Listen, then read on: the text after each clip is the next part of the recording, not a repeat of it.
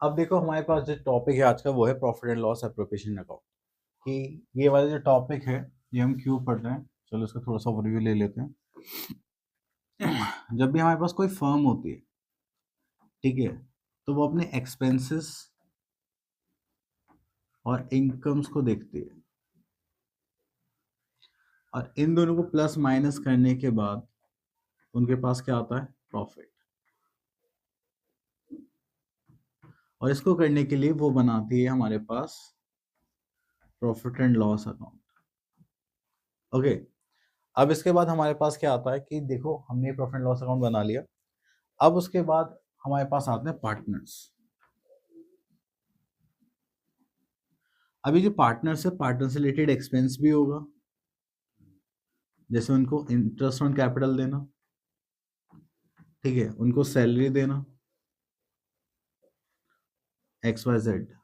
अगर हम इनकम की बात करें तो पार्टनर से इनकम हमें सिर्फ एक ही जगह से होती है, that is interest on drawing से।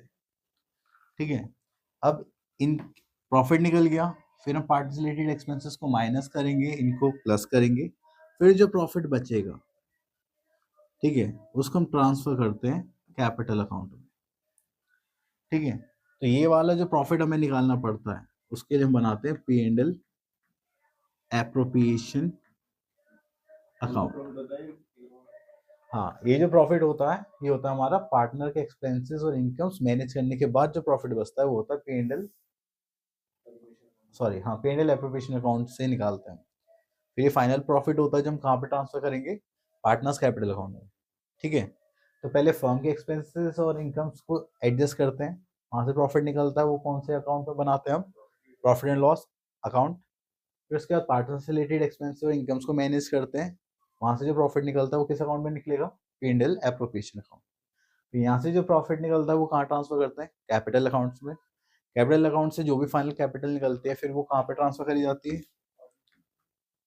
कैपिटल अकाउंट के बाद वो, हाँ, फिर हम बनाते हैं बैलेंस शीट, तो हमारे अकाउंट हो जाते हैं कंप्लीट।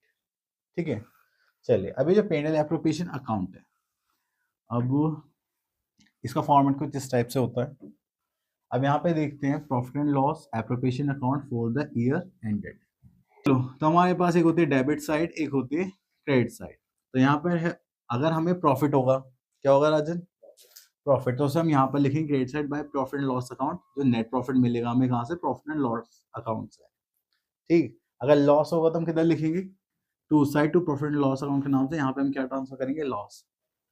प्रॉफिट होगा तो इधर लिखेंगे, लॉस होगा तो इधर लिखेंगे, इसलिए दोनों साइड आ रहा है। ठीक, उसके बाद क्रेडिट साइड में बस एक ही आइटम आएगा हमारे पास, इंटरेस्ट ऑन ड्राइंग्स, जितने पार्टनर्स होंगे यहाँ मेंशन कर देंगे। फिर डेबिट साइड में आएगा interest on capital A and B का, तो हम यहाँ पर लिखेंगे। ठीक है, अब पार्टनर से रिलेटेड एक्सपेंसेस हमारे सारे डेबिट साइड में आएंगे, पार्टनर से रिलेटेड इनकम हम किधर लिखेंगे, क्रेडिट साइड। तो इनकम एक ही जगह से मिलती है, इंटरेस्ट ऑन ड्राइंग से। अब यहाँ पर आ गया आपके पार्टनर सैलरी, ठीक है, क्योंकि कंपनी को देनी है, फर्म को देनी है, तो एक्सपेंस होगा। पार्टनर को कमीशन देना है, वो भी एक्सपेंस होगा। तो रिजर्व हम यहाँ से निकाल के कहाँ ट्रांसफर करेंगे, बैलेंस शीट में जाता है ना वो, तो नॉर्मल रिजर्व। ठीक है, वो भी डेबिट साइड आएगा, ये याद रखना। ठीक है, उसके बाद जो बचेगा उसको हम ट्रांसफर करेंगे पार्टनर्स में, उनके कैपिटल अकाउंट में, करंट अकाउंट में। और कैपिटल अकाउंट फिक्स्ड है, तो हम क्या लिखेंगे यहाँ पर, current account, S current account, बीस करंट अकाउंट। अगर पार्टनर्स कैपिटल अकाउंट के बारे में कुछ नहीं बोले गया तो वो कौन सा मेथड होता है, फ्लक्चुएटिंग।